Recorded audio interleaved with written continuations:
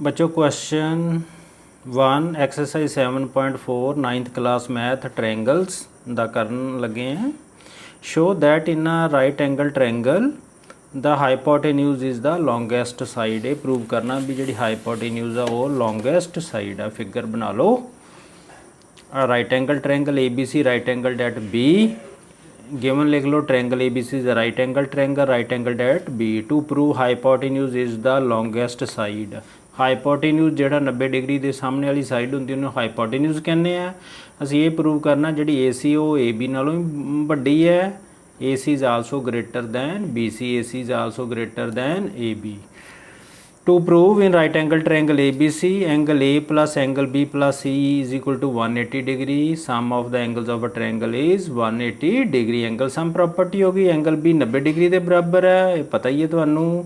तो angle A plus angle C के बराबर हो गया 180 के विचों 90 घटा दिओ तो कि बराबर आ गया 90 डिग्री दे।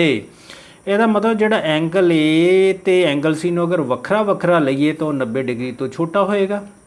एंगल ए भी एक्यूट एंगल होएगा तो एंगल सी भी एक्यूट एंगल होवेगा। एक्यूट एंगल होंगे ਜਿਹੜੇ 90 डिग्री तो घट होण।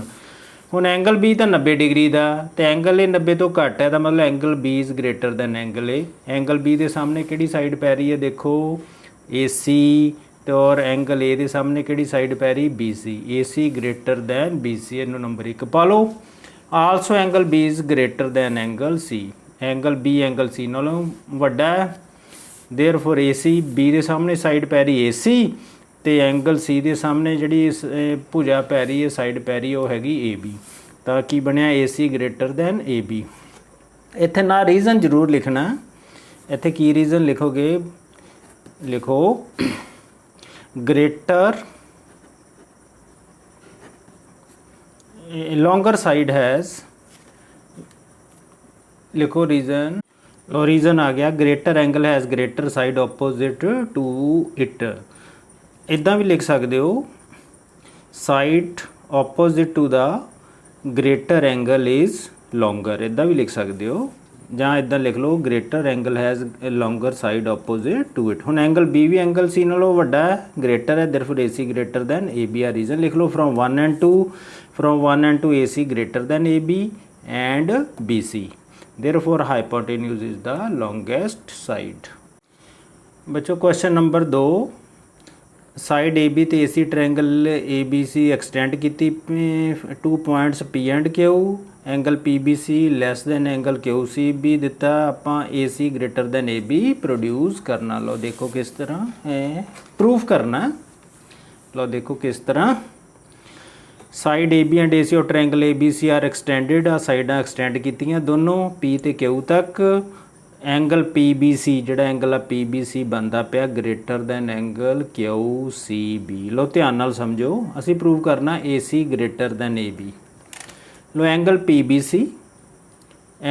सी plus angle A B C कि बराबर है 180 डिग्री के। लीनियर पेयर बन रहा ना देखो स्ट्रेट लाइन है तो 2 एंगल एडजेसेंट है लीनियर पेयर बना रहे। इनू नंबर 1 पा लो। Angle Q C B plus angle A C B आ दोनों एंगल ये भी linear pair 180 degree. Linear pair लिख लो फ्रॉम 1 and 2 राइट साइड बराबर होवे तो लैफ्ट साइड भी बराबर होंदी है। Angle P B C plus angle A B C is equal to angle Q C B plus angle A C B. इत्थे गल समझण वाली है। हुण angle P B C less than angle Q C B है तो angle A B C greater than angle A C B होएगा तो ही बैलेंस बराबर होना। देखो थोड़ी एग्जाम्पल लैके देखिए जिदा 6 + 4 = 7 + 3 है ना। जे मैं लिख दिया भी 6 जे लिखा if 6 less than 7 6 less than 7 है तो 4 की होएगा ग्रेटर दैन 3 है। हुण इत्थे भी वही गल है जेकर पी बी सी एंगल जिहड़ा क्यू सी बी नालों घट होएगा लैस दैन होएगा तो नैचुरली ए बी सी जिहड़ा greater than A C greater than A C B होएगा तो ही बैलेंस बराबर रहेगा। हुण in triangle A B C angle A B C greater than angle A C B है। Therefore angle A B C के सामने साइड पैंदी ए सी तो एंगल ए सी बी के सामने साइड ए बी है तो मतलब A C greater than A B है। की रीजन लिखते हैं side opposite to greater angle is longer. बच्चों question number 3 angle B less than angle A दिता होया और angle C less than angle D दिता, A D less than B C prove करना, A D less than B C. ये line segment जी बन रही है, लो देखो किस तरह आ फिगर बना लैनी है। पहला फिगर तुहानूं दित्ती हुई है, angle B less given angle B less than angle A and angle C less than angle D. A D less than B C prove करना, A D less than B C. In triangle A O B पहला triangle ले लो, angle B less than angle A given है, इत्थे लिख लो given. तो therefore A O less than O B, side opposite to greater angle is longer, ये reason लिख देना। और जरा ध्यान नाल फिर देख लो, बी एंगल के सामने साइड पै रही ए ओ, तो एंगल ए के सामने साइड है ओ बी। हुण in triangle O C O D ले लो, इधर वाली triangle angle C less than angle D है, angle C less than angle D कित्थों पता लगा है, गिवन दे विच है, गिवन लिख लो। तो इन्हां दे ऑपोजिट साइड देख लो ओ डी, तो एंगल डी दे ऑपोजिट साइड हैगी O C, O D less than O C, side opposite to greater angle is longer. इनू भी नंबर 2 पा लो, इनू नंबर 1 पा लो। Adding 1 and 2 A O plus O D equal less than O B plus O C. A O तो जमा O D करोगे तो ए डी बन जानी है, ओ बी प्लस ओ सी ऐड करोगे तो टोटल लाइन सैगमेंट बन जानी बी सी। तो की रिजल्ट आ गया A D less than B C. Number 4, A D तो C D are smallest and the longest side. A B तो C D, A B smallest है, सी डी लॉन्गेस्ट साइड है। Quadrilateral दी prove करना, angle A greater than angle C तो angle B greater than angle D.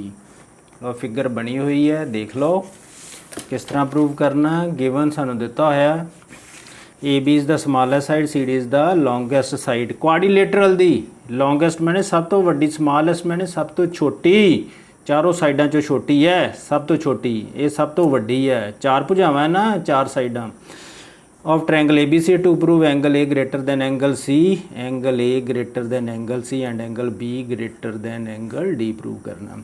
Join A C नू join कर लो in triangle A B C. A B is the smallest side, सब तो छोटी, नैचुरली बी सी वड्डी होएगी, B C greater than A B. B C के सामने एंगल पै रहा 1 तो ए बी के सामने angle opposite angle 2, angle 1 greater than angle 2। Reason लिख लो, longer side has greater angle opposite to it. Number 1 पा लो। हुण in triangle A D C, इधर वाली ट्रायंगल ले लो।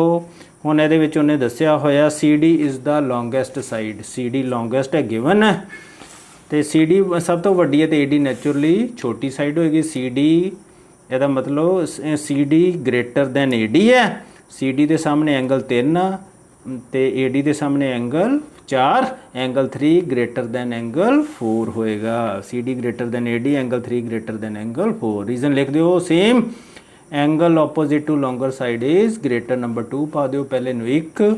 Adding 1 and 2, angle 1 plus angle 3, angle 1 plus angle 3 ए greater than angle 2 plus angle 4। Angle 1 plus angle 3 की बन गया B A D, greater than angle 2 plus angle 4 की बन गया angle C. Angle B A D तुम छोटा करके एंगल ए भी लिख सकते हो, angle A greater than angle C आ गया। Similarly we can prove angle B greater than angle D. बच्चों question number 5, P R greater than P Q, P S bisects angle Q P R, prove करना angle P S R greater than angle P S Q. Figure बनी हुई है, लो देखो किस तरह। लो given पहला figure बना लेनी है, गिवन दे विच जो कुछ दिता लिख लीए। P Q R triangle P Q और P R greater than P Q, P R P Q से बड़ी है and P S bisects angle Q P R. जोड़ा पी एस है एंगल पी नू बाइसैक्ट करता है, मतलब एंगल 1 बराबर एंगल 2। प्रूव करना angle P S R greater than angle P S Q. Angle इस एंगल से बड़ा है। In triangle P S are, इधर वाली ट्रायंगल ले लो, angle P S R plus angle 2 plus angle R equal to 180 degree. Angle sum property, त्रिभुज के तीनों कोनों का जोड़ 180 होता है। In triangle P Q S, इधर वाली ट्रायंगल ले लो, angle P S Q plus angle 1 plus angle Q 180 degree. Angle sum property number 2 पा लो। फ्रॉम 1 and 2 की रिजल्ट आया, राइट साइड बराबर है, लैफ्ट नू इक्वेट कर दियो। Angle P S R plus angle 2 plus angle R equal to angle P S Q plus angle 1 plus angle Q वह लिखता। But angle 1 equal to angle 2 ये दोनों कटे गए आ वाले, बाकी की बच गया angle P S R plus angle R equal to angle P S Q plus angle Q. हुण in triangle P Q R जरा ध्यान नाल देखो, in triangle P Q R सानू दिता होया P R greater than P Q R, देखो लिखा होया, तो यदा मतलब angle Q greater than angle R है। P R greater than P Q ना, पी आर के सामने एंगल क्यू है तो पी क्यू के सामने एंगल आर है। आ वड्डी साइड है तो सामने एंगल भी ऑपोजिट एंगल भी बड़ा होगा, angle Q greater than angle R, angle opposite to longer side is greater लिख दिओ। हुण ये रीजन हुण इत्थे लगना। हुण इत्थों जरा ध्यान नाल देखो फ्रॉम 3, हुण जरा ध्यान नाल देखो angle R less than angle Q है, जिस तरह मैं तुहानूं अगे समझाया सीगा, naturally angle P S R greater than angle P S Q होएगा, देखो लिखता। अज का फिर एग्जाम्पल देख लो, 60 जमा 30 50 जमा 40 है ना, जे 30 डिग्री लैस दैन 40 डिग्री होएगा तो 60 डिग्री ग्रेटर दैन 50 डिग्री होगा। जे एक टर्म लैस है तो दूजी ग्रेटर होएगी, तो ही बैलेंस बनया रहेगा। लो एक्सरसाइज कंप्लीट हो गई।